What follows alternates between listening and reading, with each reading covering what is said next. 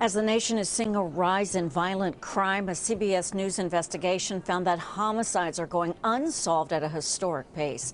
A review of FBI statistics shows that the murder clearance rate, the share of cases each year that are solved, has fallen to its lowest point in decades. In a new series, Crime Without Punishment: Unsolved Murder in America, Jim Axelrod looks at the disturbing trend of killers going free. Jim joining us now. Just that statement, killers going free, Jim, is so unsettling. Well, Dana, let's put a point on that, okay? You talk about the numbers. In the late 60s, 8 in 10 homicides in this country were solved. Today, that number is about 50%. What was 8 in 10 is now 1 in 2. But, Dana, there's an even more disturbing trend that I think is one of the more important headlines to come out of our investigation. There's a racial disparity in which cases are solved. If the victim of a homicide is white, 87% of the time there will be an arrest. Hispanic, 65%. But if the victim is black, 59% of the time that case will have an arrest. Think about that stunning racial disparity that has to do with the background of the victim.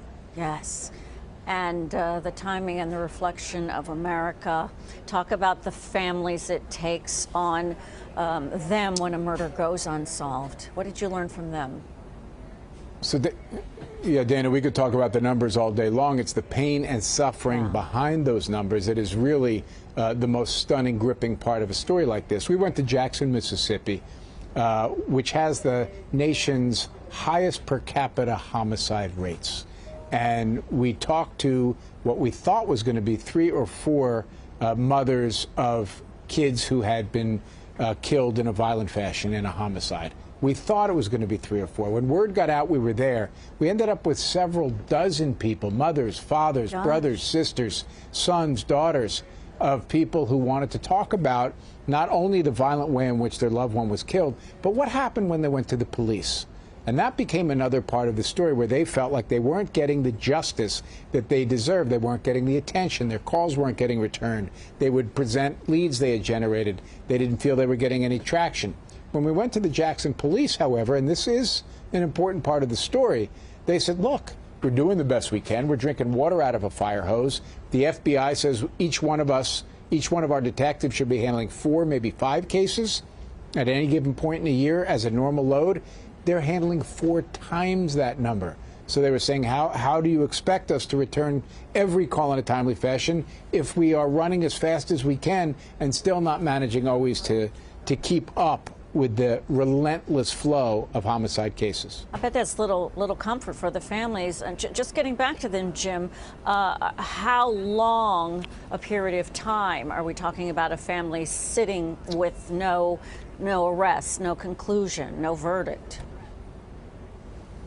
Well, we just talked with a mother who we spent a lot of time with. You can see the story on CBSNews.com. It'll also be part of a documentary that is dropping at 8 o'clock tonight.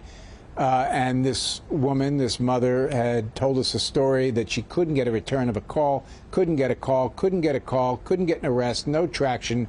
3 weeks after we were there, she got a call that they finally had an arrest, and it was a year and a half after the death of her son.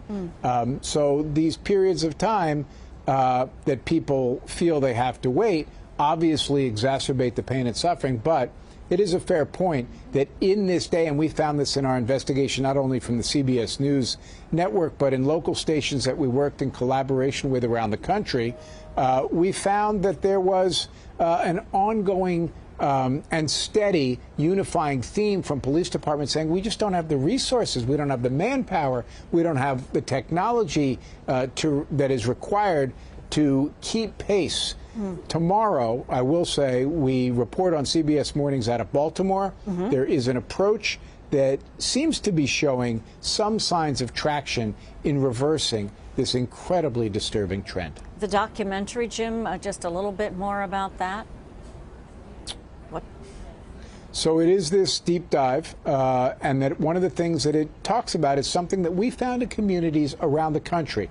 Through the lens of the experience in Jackson, we're able to talk about what law enforcement officials and community members told us is perhaps the single biggest problem in solving homicide cases right now: the distrust, the erosion of trust between police and members of certain communities, certainly communities of color, that erosion of trust needs to be restored. The trust needs to be restored if you're going to get the kind of cooperation that does generate the leads and does provide the details that allows detectives to solve cases. But as we talked to the Commissioner of Police in Philadelphia about, that isn't incumbent only on the community.